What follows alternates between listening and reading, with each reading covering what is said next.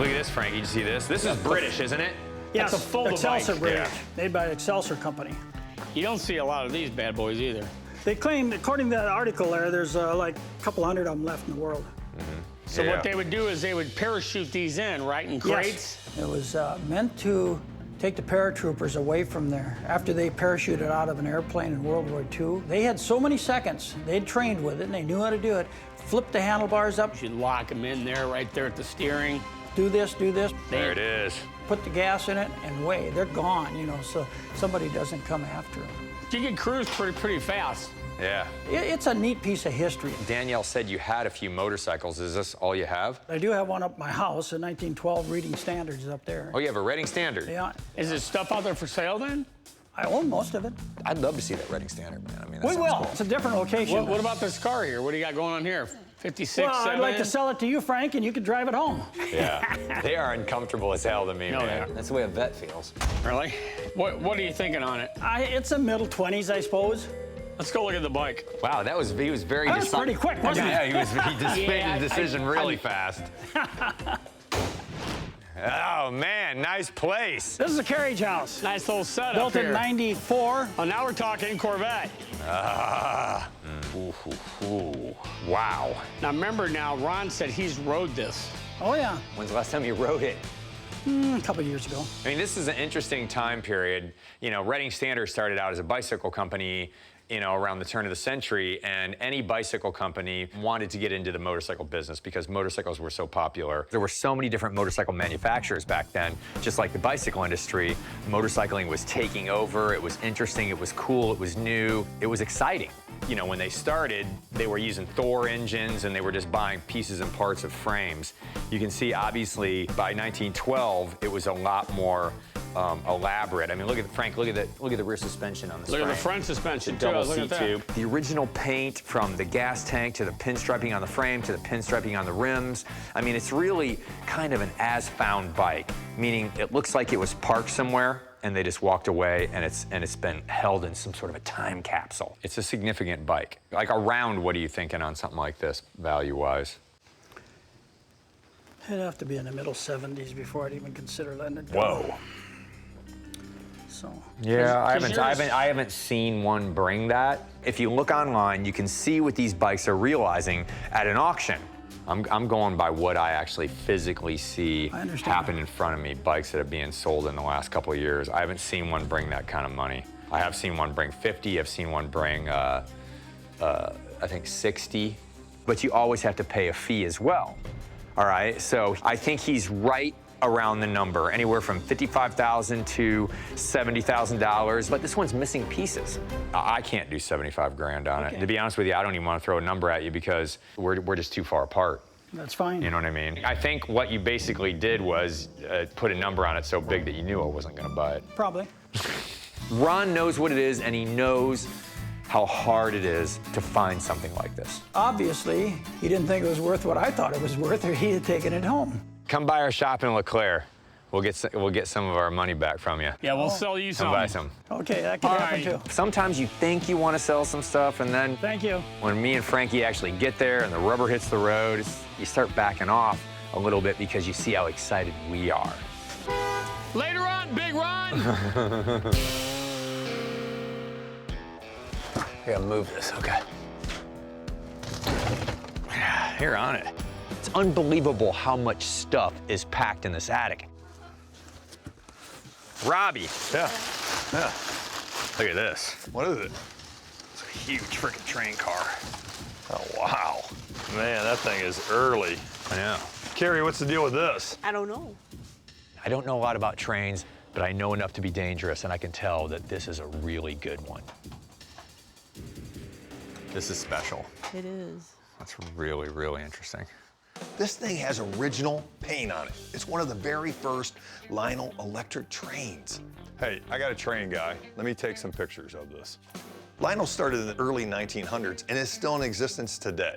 So for us to know everything about a Lionel train would be virtually impossible. I just know that it's got great paint on it, it's one of the very first trains ever made, and I gotta call a guy on it.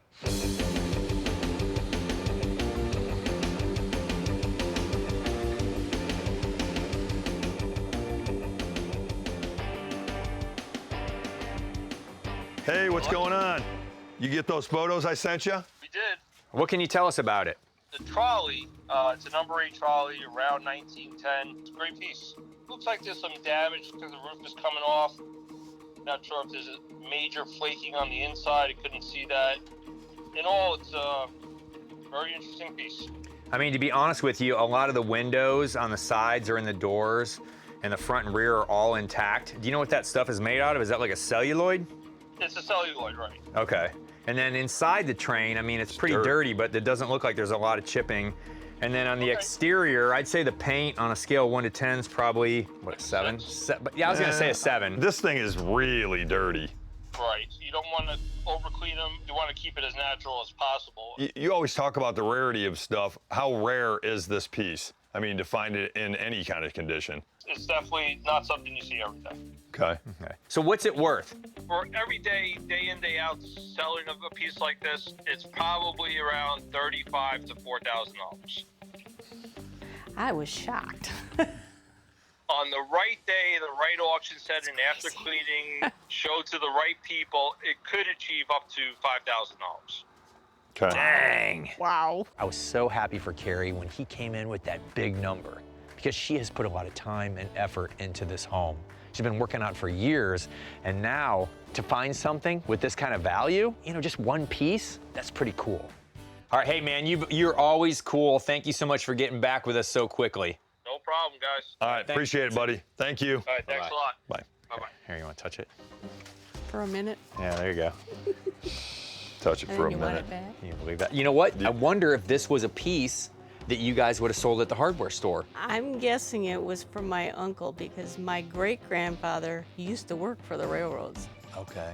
And he would have bought it for his son. Yeah. Okay. Wow. That'd be my guess. I think the paint on this piece is gonna clean up really well. We said it was a 7, maybe it can get up to an 8. What I think is really incredible is the amount of nickel that's still on the undercarriage, on the trucks. If you look at that and think about that not being cleaned yet, unbelievable. This piece has been stored in this attic for decades. So what are you thinking? Do you want to sell it? Yeah. Do you want to sell it to a dealer like us, or do you want to go the auction route, or? You guys. Okay, so he said 35 to 4, I think was the retail number. Right. Yep. So what are you offering?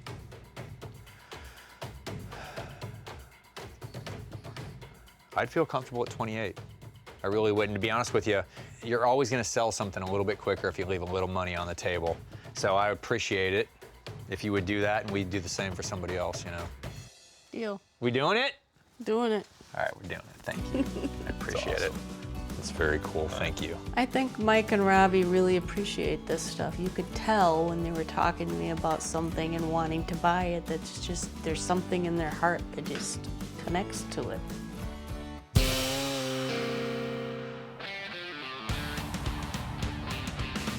All right, I got my mom. Hey, what's going on?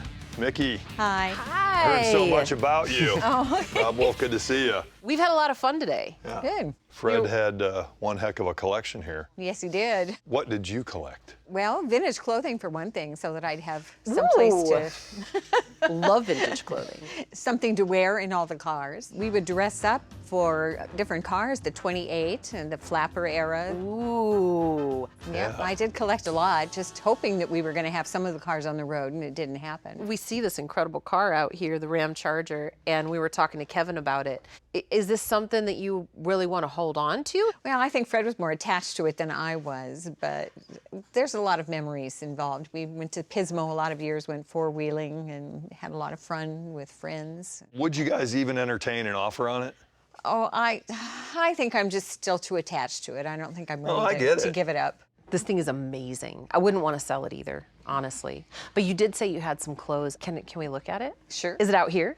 No, it's in the house. Okay, sweet. Out of my way. Out of my way. That Ram Charger still has a life to live there. There's still memory attached to it. And I really love that they won't let it go. The beauty of this sign is it's a signal gasoline sign, but it's made of masonite, which makes it a pre-war sign. The paint usually is gone on them because they were outside and the masonite wasn't meant to be outside in the weather. This thing looks like it was taken out of the showroom. That's how nice it is.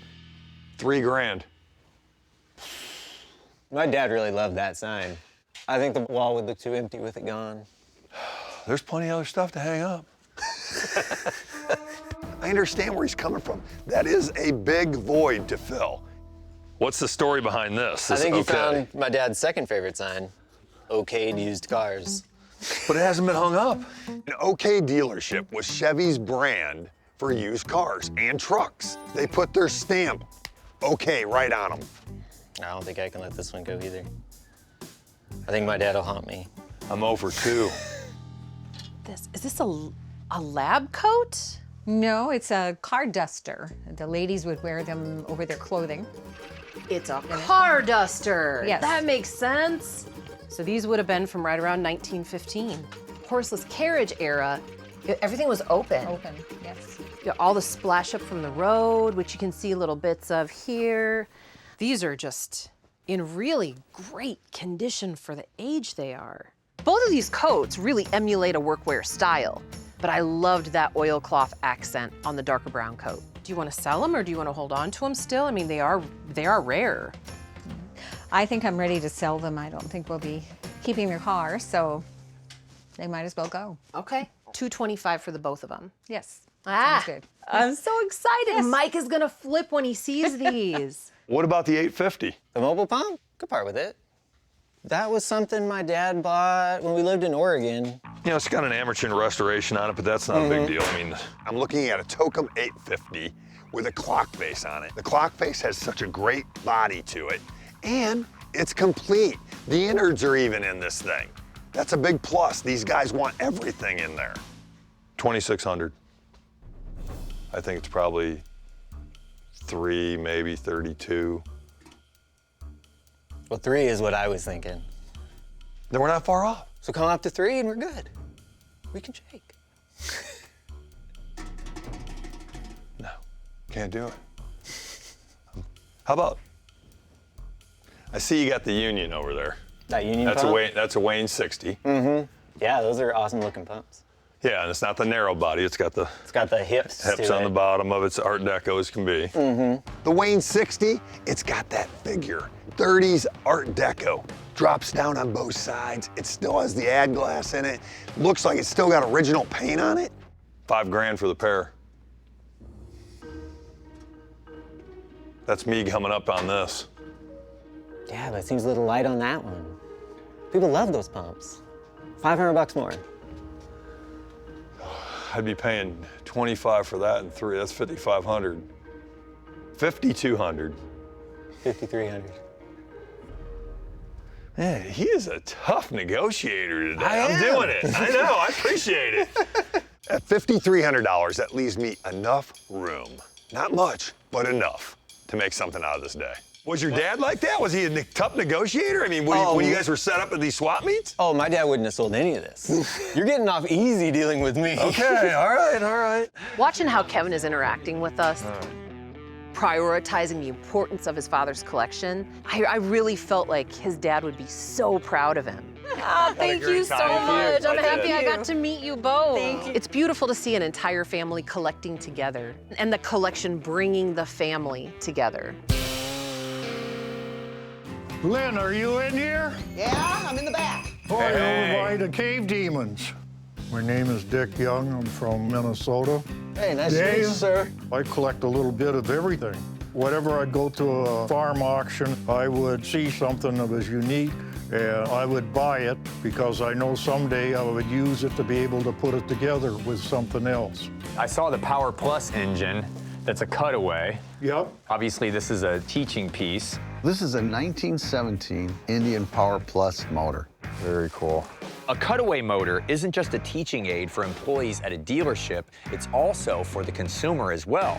Imagine they're looking at the bike and you're explaining to them how the engine works. The valves going up and down, seeing the pistons and the rods. Very rarely will you see anything that's cutaway like this. This was factory done. Well, you're an Indian guy. I'm an Indian guy too. Is there a crazy number on this thing? Crazy number? Yeah. $5 grand. Yeah. I mean, it's cool, man. It's interesting. $5 grand, I'm gonna think about it. I can show you some other stuff? Absolutely, anything and everything. All right. I don't want to push him on the Power Plus engine. You know, I just want to back off on it and look around the property. If he's got stuff of this caliber here, what else is he gonna have? Wow. Watch your step when you go down. Whoa. That is an incredible sign. This is a great sign. This is a company out of Oshkosh, Wisconsin. They started around the turn of the century. They specialized in workwear. It's got Uncle Sam wearing Oshkosh overalls. This sign is as cool as it gets. So is all this peeling started because it's getting so hot and cold inside this building? No, the sign came that way. It was a new old stock. And it was upstairs in like an attic. Yeah. And it was never put up, and that was heat from then. When I put my flashlight up on the sign, you can really see how bad it's gotten. But this is an American brand. It just speaks to me in so many different levels, and it's huge. I absolutely love it. Oh, man. Yeah. 3,000 bucks. Yeah. I mean, it is what it is, as far as condition-wise. I know what it is, but I don't think so. Let me think on it a little bit. All right. Because, you know, here's the deal. I'm still interested in the engine, the cutaway. So if we put it all together, you know, it's kind of wind it up. I love the engine, and I would like to buy the engine. I'd have to have 4 for the sign.